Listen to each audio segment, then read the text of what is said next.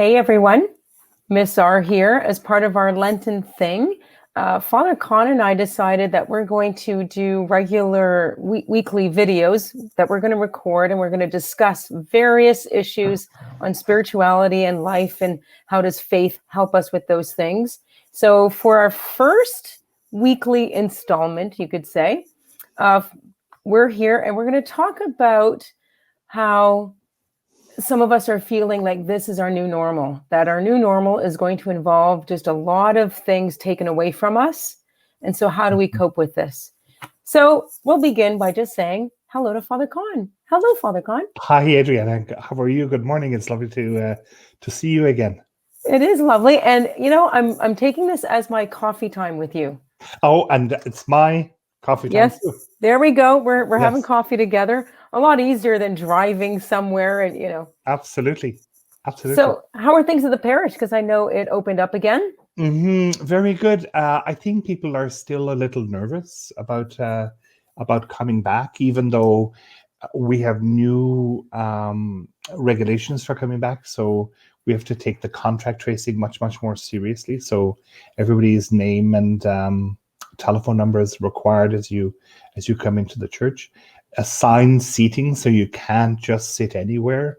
Right. Unfortunately, somebody tells you where to be seated. So, but I mean, that's necessary. It's very, as we're discovering, the contact tracing is what it will help us to bring the numbers down.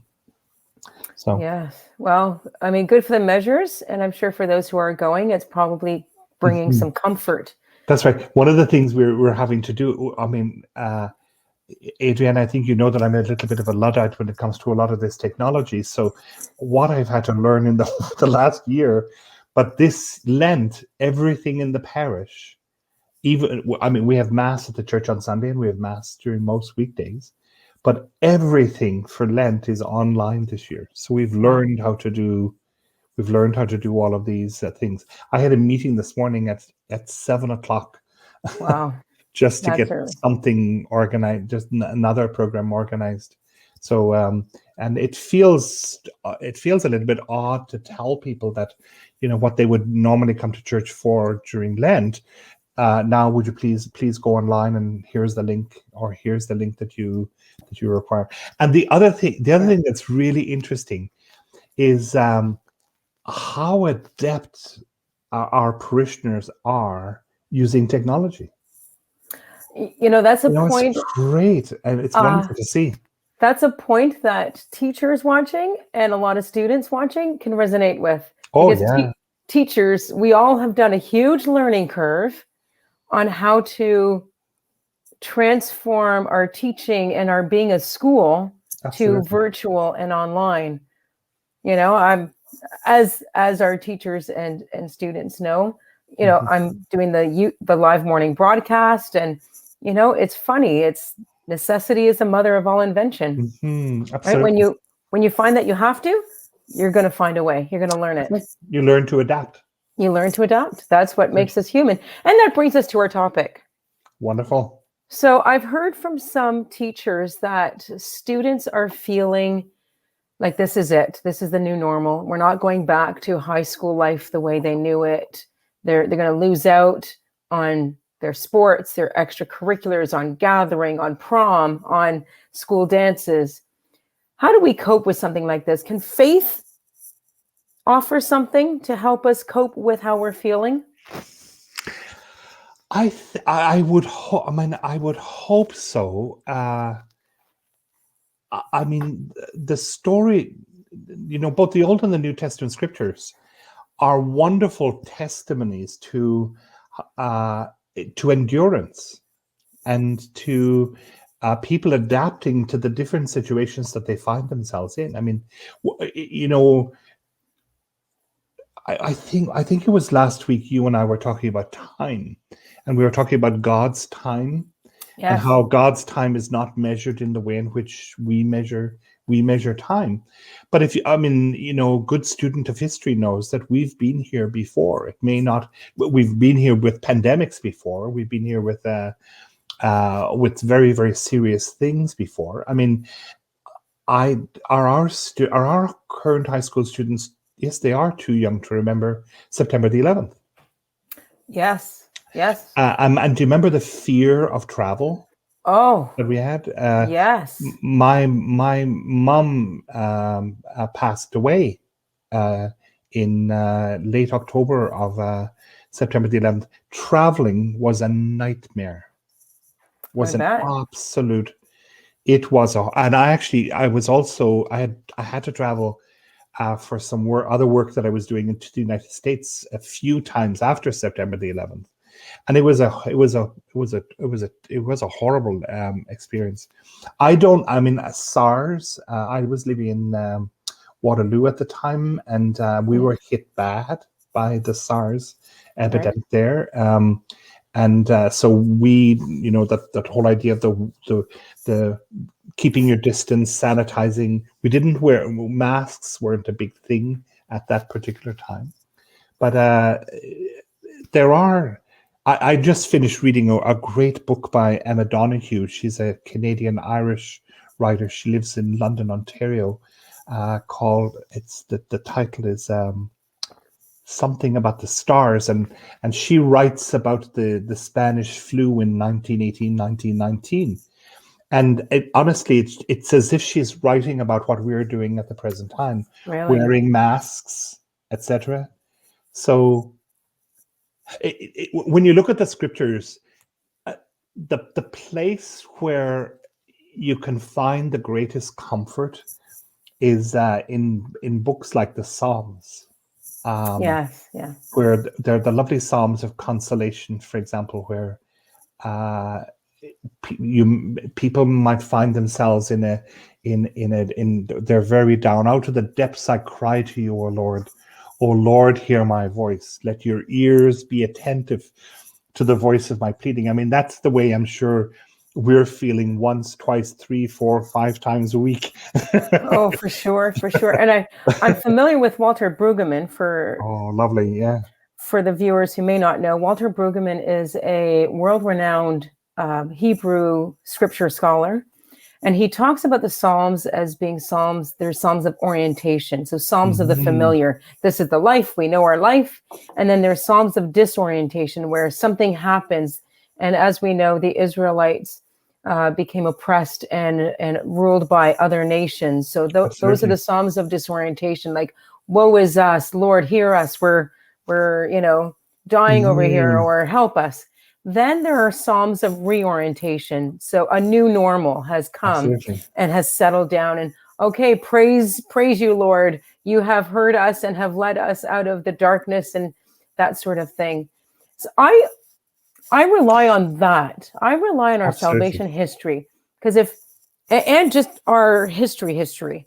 We've we've gone through and survived the Great Depression, the wars, Wars. previous pandemics. A new Mhm. normal does come. Absolutely. And we have students. There are students in your school who will tell you stories of danger and fear, living in camps, for Yes. example. Yes. And when we feel sorry for ourselves in the situation that we find ourselves in right now, and you listen to their story and you go, oh my God, I didn't know that.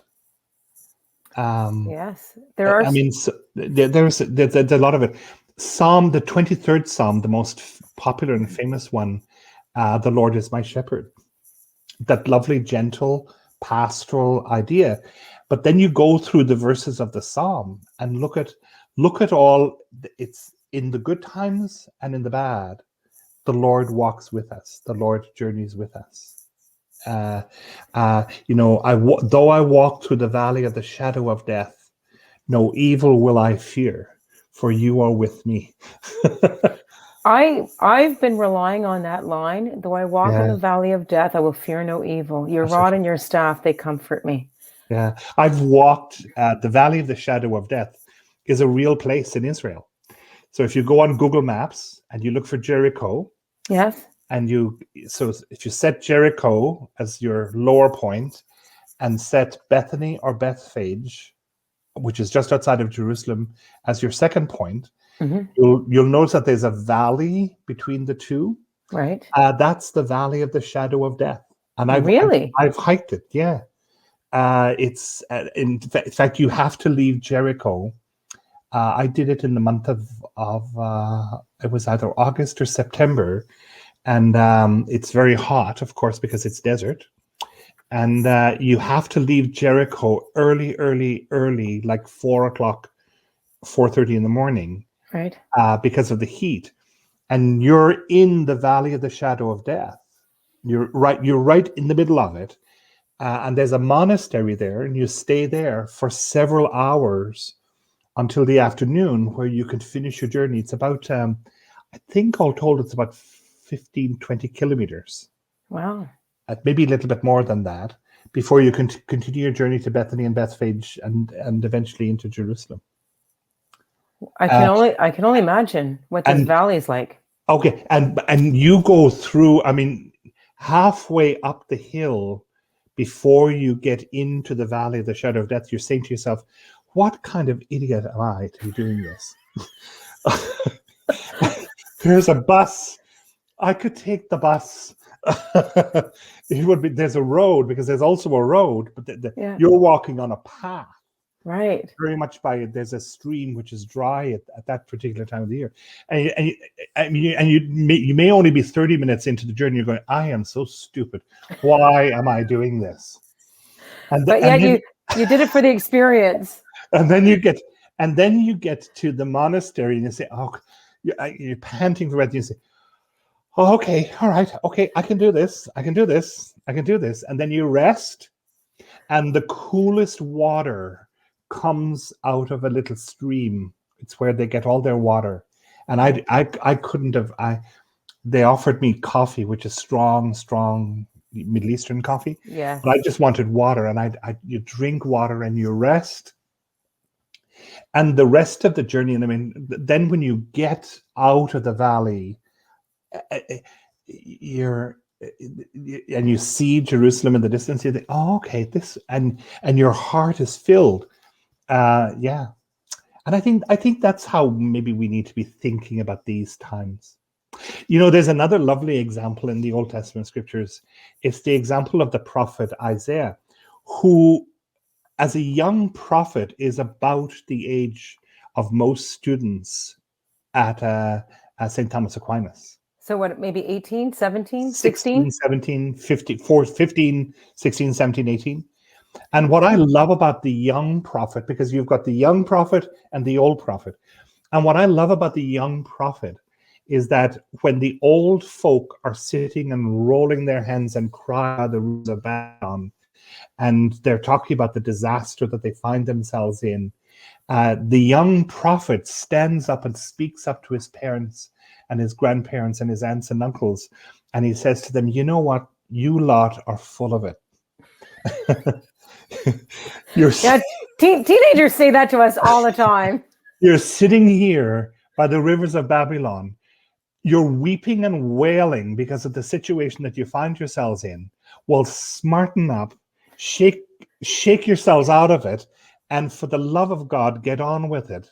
Because the more you sit and weep, the deeper and deeper the depression you're going to find yourself in, and the harder it is going to be for you when you are free and liberated again, to enjoy that freedom and to enjoy that liberation. Isn't that that's great wisdom right there? And it's a young person. Absolutely, it's a youth leading. voice. Yeah. And there are teenagers like that. I look at the students on our social justice council, and they're just looking for ways to spread kindness. Our Christmas thing that we did, we wrote cards for seniors in seniors' homes.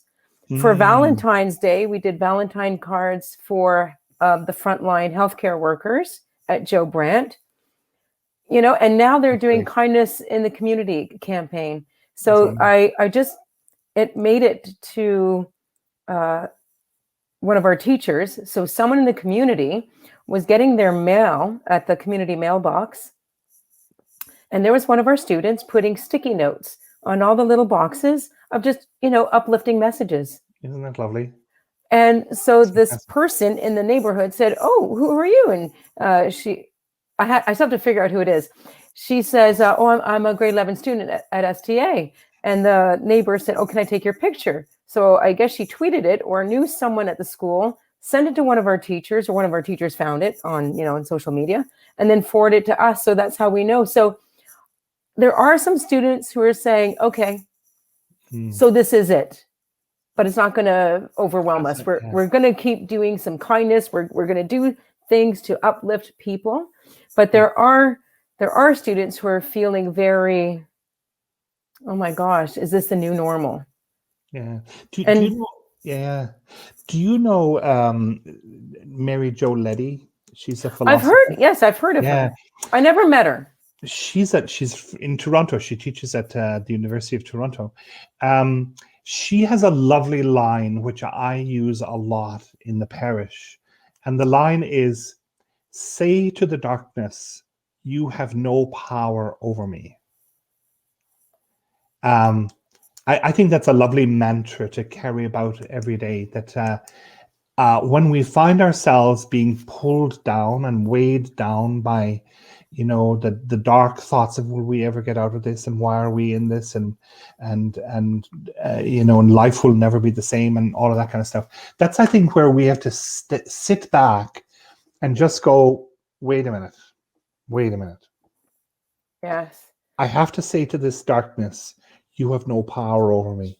That's I loved the video. Speaking of your students, I love the video that a group of your students did for Bell Let's Talk Day, Yes. The which Never Alone. the Catholic Register picked up on as well, Yes. because Yes. in some ways that is the message. Say to your darkness, you have no power over me. I love the image.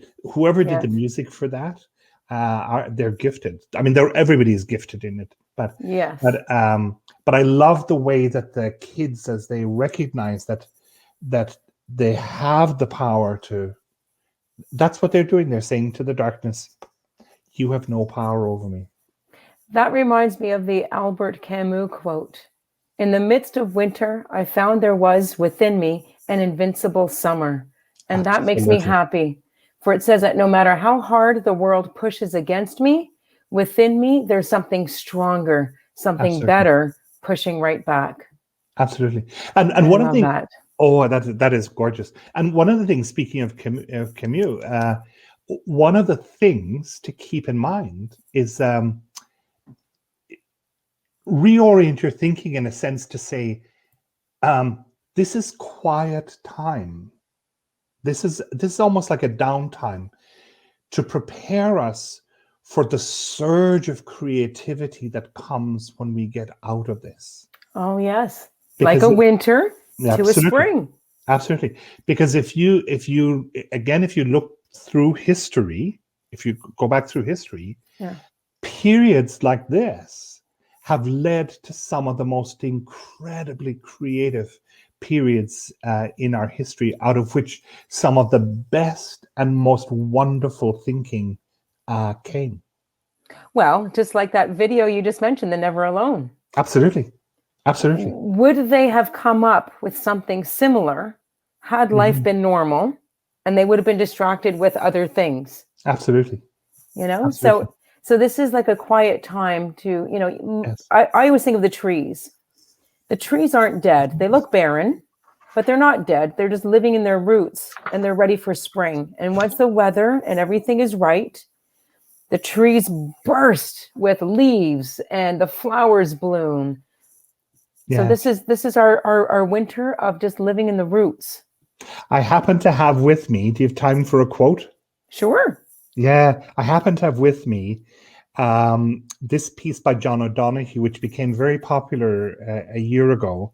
I'm using it for something coming up this week, and I love it. I've used it a lot over the last year. John O'Donoghue was an Irish writer. He was a philosopher. He was a priest. He poet, a writer. He had a gifted way. Of just sitting back and reflecting, but also reflecting back. So he has this lovely quote from his book, To Bless the Space Between Us, which is this. He says, and think about the time that we're in with this. He says, this is the time to be slow, to lie low to the wall until the bitter weather passes. Try as best you can not to let the wire brush of doubt scrape from your heart all sense of yourself and your hesitant light. If you remain generous, time will come good, and you will find your feet again on fresh pastures of promise, where the air will be kind and blushed with kind beginnings. Isn't that Beautiful. gorgeous? Isn't that gorgeous? Beautiful. This is the time to be slow, to lie low to the wall until the bitter weather passes. That's a lovely thing to say when you're feeling down and you're feeling like nothing is, we're losing everything. That's the bitter weather. Yes. But then he says, try as best you can not to let the wire brush of doubt. It's not just any brush, it's the wire brush. The wire brush, yes. Yeah. I feel pain. Absolutely. When I think of that. That's right. And don't let that brush scrape from your heart all sense of yourself and your hesitant light. Such great imagery. Yeah. If you remain generous, time will come good, and you will find your feet again on fresh pastures of promise, where the air will be kind and blushed with beginnings. Isn't that great? That. Blushed with beginnings. Yeah. So when we find ourselves in those darker places, saying, "Oh, look at what we're losing," just again stop and say, "Look at what we're called to create." Yes. Use this time to allow our. We're back to the image of time again. Use this time to prepare ourselves for the energy that will be required when we come out of this. Yes. You and I both love movies. Imagine the movies that are going to come out of this. I can only imagine. Yeah. And I'm sure some of those movies will be directed by our very own students. That's right. So for those of you watching, if you're feeling like you're getting lost in despair and no hope, we're here to reassure you to have hope. Just like the seasons move, we move from winter to spring to summer every year. We don't despair in winter because we know spring's coming. Please don't despair because of this pandemic and what you feel you've lost right now. Because as Father Con has said, this is the time to gather your energies and be ready, because once this passes, you're going to need your energy and your creativity to be full of life when this is over. Absolutely. And this is the time to record your story. Yes. So keep a journal or do a video journal that you just keep to yourself. You don't have to share with anyone. Absolutely. Because I'm sure many years from now, teachers, historians are going to ask for these journals to help develop curriculum to teach the future generations what it was like during this pandemic. Absolutely. All right. Well, thank you, Father Con. This was lovely. It's always fun to talk to you. All right. We'll see you next week. Bye.